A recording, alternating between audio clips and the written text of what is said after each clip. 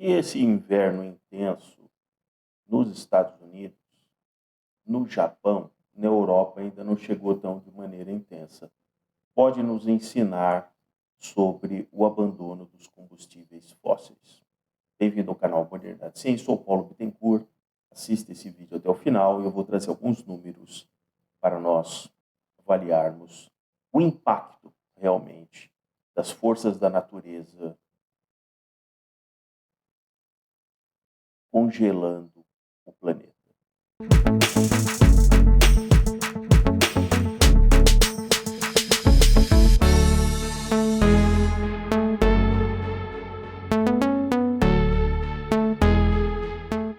Eu vou iniciar esse vídeo trazendo algumas manchetes que foram publicadas aí nos últimos dias, como, por exemplo, a Alemanha verde, entre aspas, se prepara para acender as fornalhas. Pois é, a Alemanha que desligou a maior parte, só existem 3 usinas atômicas funcionando na Alemanha, está tendo que recorrer ao lignito, ao carvão.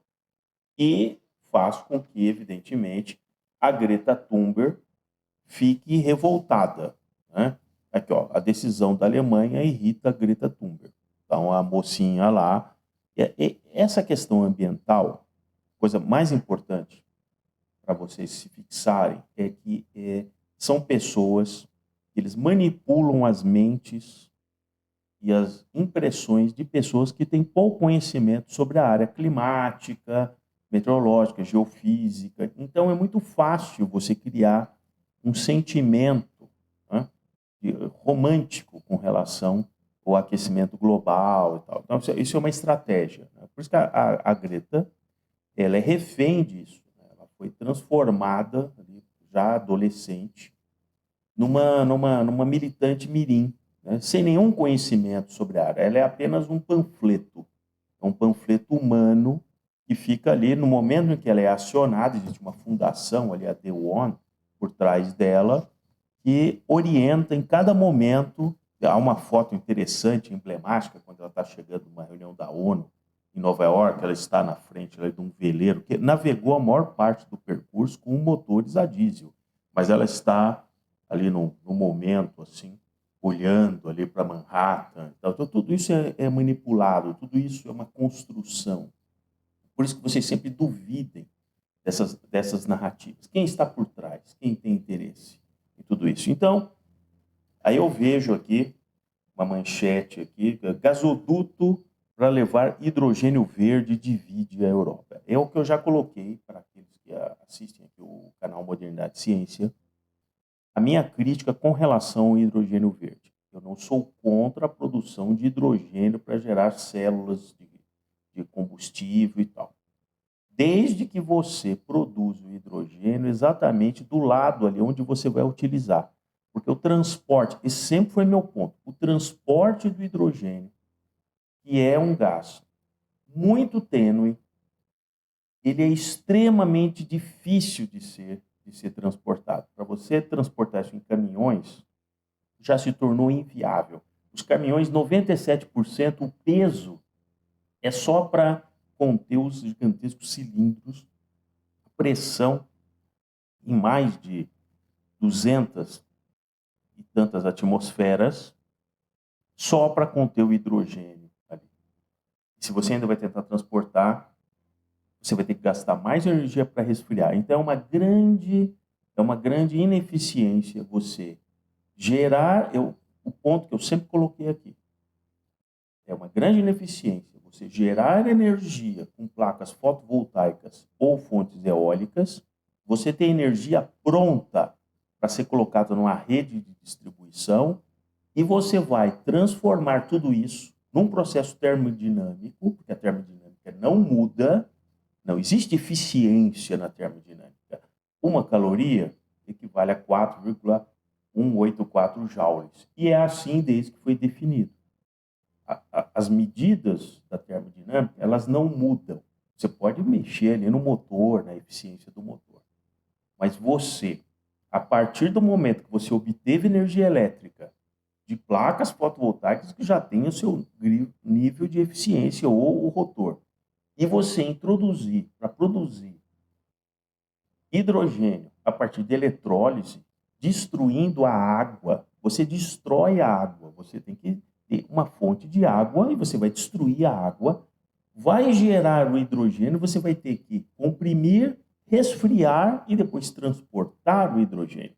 Aí tem pessoas que dizem, não, eu vou transportar como amônia. Quer dizer, ele vai pegar o hidrogênio, vai transformar o hidrogênio em amônia, que é um composto que tem ali hidrogênio e tal, tem uma fórmula ali. Amônia, altamente tóxico, você vai transformar em amônia para depois do outro lado do oceano você gastar mais energia. O processo de formação de amônia não é fácil, você tem que levar ali a uns 600 graus, umas 2 atmosferas de pressão, tem todo um processo para criar amônia, que gasta energia. De novo, você está gastando energia que você produziu. E aí você transporta a amônia, você tem o custo do transporte, e quando chega lá, você tem que gastar mais energia para transformar em hidrogênio verde. Então, esse pessoal já está percebendo que isso não vai rolar. Esse papo de hidrogênio verde já nasceu morto. Só que eles têm que continuar criando, certo, uma narrativa. Então, agora a narrativa é assim, um gasoduto que vai transportar o hidrogênio verde da Espanha para a França. Claro, ele poderia custar 2,5 bilhões de euros e entraria em operação em 2030. Isso aqui já nasceu morto. Ninguém transportou hidrogênio nessa distância. Hidrogênio. Lembra do Hindenburg? Lembra do Hindenburg? Então, o hidrogênio é altamente inflamável. Aí o cara quer me construir um gasoduto para transportar hidrogênio. Em que temperatura? Em que pressão? O custo disso é muito maior do que você transportar gás natural. Então, essas coisas não batem do ponto de vista do custo. E tudo no mundo hoje, a partir principalmente da guerra com a Ucrânia, né, da Rússia com a Ucrânia, fica muito claro que o que define as coisas é o custo da energia. Você precisa de energia. Então não me venha, então todo aquele, não venha com essas balelas, né? Não vou produzir energia, mas que custo? Quanto que as pessoas vão poder pagar por essa energia, né? Então vejam, a Alemanha está aumentando radicalmente o uso do carvão e outros países vão fazer o mesmo, né? O carvão é uma tecnologia já de mais de 200 anos conhecida, né? Então vejam, eu peguei aqui alguns dados, né, para a gente fazer uma análise, porque, como eu falei, a questão dos ambientalistas é que eles jogam a informação para pessoas que não vão ter uma condição técnica de digerir aquela informação. Então, eles vão jogando só os clichês, né? Então, por exemplo, o carvão. Se eu pegar o antracito, que é um carvão mineral de alto teor energético, existem outros, mas eu vou pegar um antracito. São 7.000 quilocalorias por quilo. Só para comparar com, se a gente pegasse a madeira, a gente estaria ali em torno de 3,8 a 4 quilocalorias por quilo. Essa quantidade por quilo é a quantidade de energia que você gera ao queimar esse material. E isso não muda. Isso é uma coisa física. Você sempre vai queimar 1 quilo de antracito e vai gerar 7,068 mil quilocalorias por quilo. Então, eu fui fazer umas contas aqui, que eu vou mostrar para vocês em linhas gerais. A gente sabe que, tempo lá da escola, né, do ginásio, que o calor específico da água é 1 caloria por grama por grau Celsius. Ou seja, você, para elevar em 1 grau, um grama de água, você gasta ali 1 caloria. Então, eu fiz umas contas aqui, né? Por exemplo, para você aquecer 1.000 litros de água, por exemplo, se você usasse o antracito como o carvão que está sendo queimado, ele geraria ali perto de 30 megajoules, 30 milhões de joules, que é a unidade internacional de energia, que tem uma relação com a caloria, que não vou entrar aqui em detalhes. Bom, resumidamente, eu conseguiria com 1 quilo de antracito, considerando que a eficiência é 100%, que não é bem verdade, mas vou considerar que é 100%, ou seja, desde o momento que eu aqueci 1 quilo de antracito, eu consegui transformar tudo aquilo gerado em calor para aquecer a água. Eu conseguiria elevar 1.000 litros de água 7 graus, com 1 quilo. Mas veja a potência de 1 quilo de antracito, eu conseguiria elevar 1.000 litros de água em 7 graus. É claro que você me pergunta, sim, mas em quanto tempo? Eu fiz uma conta aqui, vamos dizer que eu conseguiria fazer isso em 1 hora. Em 1 hora, então, quando você divide a potência por tempo, a energia por tempo, você gera uma potência, você chega ao cálculo de uma potência, né?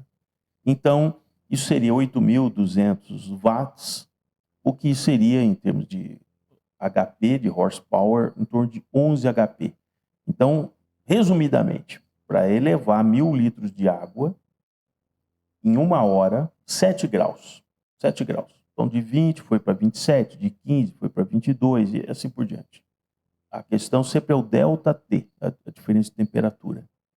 Você precisaria de 11 HP ou precisaria de 1 quilo contínuo de carvão. Então, a questão do uso do carvão para geração de energia elétrica é uma coisa que ainda vai durar muitas décadas.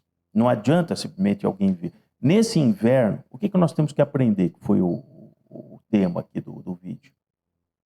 Rotores nos Estados Unidos, rotores eólicos, placas fotovoltaicas. Se a neve cobriu até carros, imagina o que ela fez com placas fotovoltaicas. Então você não pode depender desse tipo de geração de energia para um uso imediato, um uso pronto da energia. Elas são muito bem-vindas para a energia complementar. Mas aonde tentam te enganar? Tentam te enganar que o uso de fotovoltaica, existe um enorme lobby das empresas que produzem esses materiais, dos eólicas também. Eles vão substituir as hidrelétricas, as termoelétricas, as indústrias, as usinas nucleares. Não vão substituir. Porque uma termoelétrica, desde que ela tenha um combustível ali já armazenado, ela pode, em poucos minutos, passar a gerar a energia que você precisa no alto da madrugada, onde está ali a temperatura nos Estados Unidos com menos 50 e poucos graus Celsius. A eólica e fotovoltaica não conseguem fazer isso. Então, essa história de acabar com o carvão, ou vai demonizar o carvão por uma ideia, não, porque no carvão depois ele vai gerar CO2 e tal. Isso aí está morto. A partir da guerra da Ucrânia, a partir desses eventos climáticos, eles são climáticos, são ainda pontuais.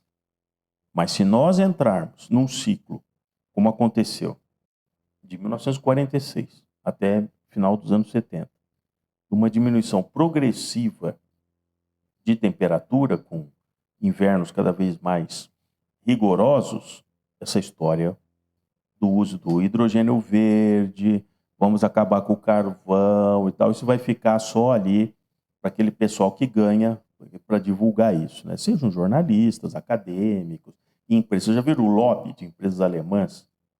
Toda vez que você ler uma matéria em jornais brasileiros sobre hidrogênio verde, terá no final alguma referência de empresas alemãs que estão bancando essa matéria. Não vou nem citar, você sabe quais são as empresas.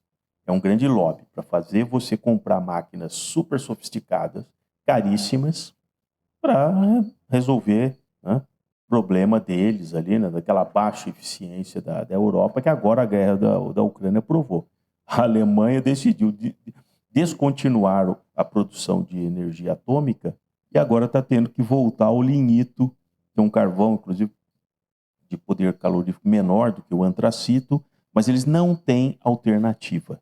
Eles têm que realmente... E a França, ali do lado, tem um projeto de aumentar em mais 14 reatores nucleares. Então a França não está nem aí preocupada com essa história, né, do aquecimento e tal. Não, claro que a usina nuclear ela é altamente eficiente e muito, muito pouco poluente. Mas os ambientalistas, se a gente fosse pegar na Alemanha, são contra, desde a geração da Angela Merkel, que era contra as usinas nucleares. E agora vão pagar o preço, porque vão ter que voltar a usar em grande parte o carvão.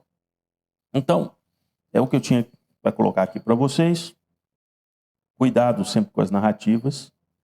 Essa questão desse frio intenso não explica o clima do planeta, nem poderia, porque é um fenômeno climático nessas regiões. O Japão também está passando por fortes nevascas.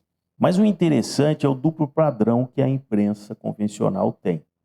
Agora, quando nós estamos vendo toda essa parte das nevascas, um frio muito intenso, para proteger todo aquele discurso, aquela narrativa do aquecimento médio global, eles dizem, não, isso é uma questão climática, isso não tem nada a ver com aquecimento, é um evento extremo, assim assado.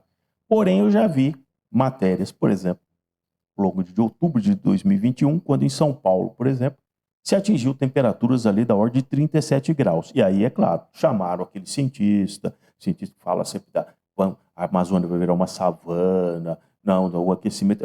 Isso é efeito do aquecimento global? Aí, do alto saber científico, ele diz, não, realmente, nós vamos ver, isso já é efeito do aquecimento global.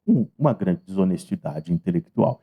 Era também um efeito localizado numa ilha de calor como a cidade de São Paulo, no mês de outubro, que foi seco em 2021, diferente agora de 2022. E é claro que ele tem que carimbar a narrativa dele que aquilo é fruto do aquecimento global. E agora, quando há um grande congelamento, eles aparecem dizendo assim, não, isso não tem nada a ver com aquecimento global, hein? Isso é um efeito climático localizado. Vocês entendem o duplo padrão? Que a imprensa ela cola, ela já tem um lado, né? Ela já tem uma narrativa e ela vai sempre dizer, em qualquer local que houve um certo pico de temperatura, o efeito é por causa do aquecimento global. E quando nós temos o hemisfério norte, e vamos aguardar agora, a partir do início de 2023, como que a Europa vai se comportar com relação ao clima, aí eles vão dizer, não, isso é uma coisa localizada, isso não tem absolutamente nada a ver com o aquecimento global. Então, se você gostou aqui do vídeo, peço que se inscreva no canal, coloque o seu joinha e fiquem atentos às narrativas climáticas. Quem está ganhando com isso? Quais são as ONGs? Quais são aqueles acadêmicos, né, que agora ganham muito dinheiro fazendo aquelas palestras, né, pertence até conselhos, né, e tal, aquela coisinha fofa, ESG e tal. Então acompanhe sempre o interesse dessa turma.